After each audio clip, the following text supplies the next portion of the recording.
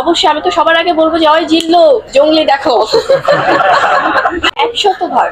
কারণ আপনি যেটি বলছিলেন যে বরবাদ এই সিনেমাটি তো আমি অনেক আগে থেকেই বলছিলাম, যেহেতু আমি গল্পটা জানতাম বা সবকিছু মিলিয়ে এটি ডিফারেন্ট লেভেলের একটা ঝড় আসলে দর্শকদের মাঝে।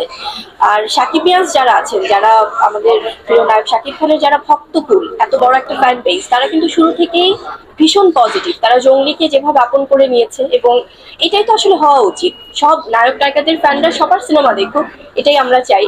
আর যারা বুবলি ফ্যান্স বা সিয়াম ফ্যান্স বা যারা জঙ্গলির ভক্ত, তারা আবার বরবাদ দেখছে, বা যারা নিশু ভাইয়ের ফ্যানরা আছেন, দাগির যারা ফ্যান, তারা আবার অন্য সিনেমাগুলো দেখছে। সো আমার মনে হয় মিলেমিশে এটাই আসলে একটা ইন্ডাস্ট্রিতে হওয়া উচিত, এবং হচ্ছেও তাই।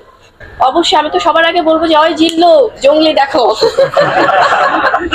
কারণ আমি শুরু থেকে বলেছি বরবাদ হচ্ছে যে একটা ঝড়ের নাম, এবং সেই ঝড় বইছে আরো অনেক দিন যাবে। এটা আমাদের ইন্ডাস্ট্রির জন্য অনেক পজিটিভ। বরবাদে আছে আমাদের সবার প্রিয় মেগাস্টার শাকিব খান, ভীষণ ভালো একজন অভিনেতা, যিনি দিনের পর দিন নিজেকে আরো ফাইন টিউন করছেন, ভিন্ন ভিন্ন ভাবে আসছেন দর্শকদের সামনে, এবং দর্শক কিন্তু যে কোনো শ্রেণীর দর্শক এখন ওনাকে সেভাবে ভালোবাসা দিয়ে একসেপ্ট করছে। আমি তো মানে এখন পারিবারিক সময়টা যাচ্ছে, জঙ্গলি নিয়ে যাচ্ছে, সো বরবাদ নিয়ে যাচ্ছে, ডেফিনেটলি এর মধ্যেই দেখবো অবশ্যই।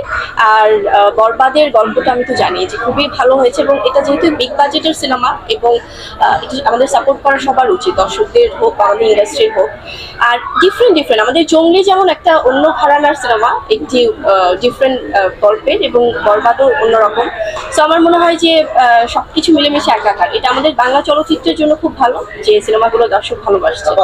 এখনো তো আসলে অনেক ছোট, তো সেখান থেকে মানে আছে না, অবশ্যই ওকে নিয়ে তো প্ল্যানিং আছে শেহজাদকে নিয়ে, বাট এখন ছোট ছোট করে বলে তার আবদার হচ্ছে থিয়েটার বাসায় নিয়ে আসা, খুব একটু মুড টুড নিয়ে বলছে যে বাসায় নিয়ে আসো থিয়েটার। সো দেখা যাক, ইনশাল্লাহ এর মধ্যে তো অবশ্যই প্ল্যানিং আছে।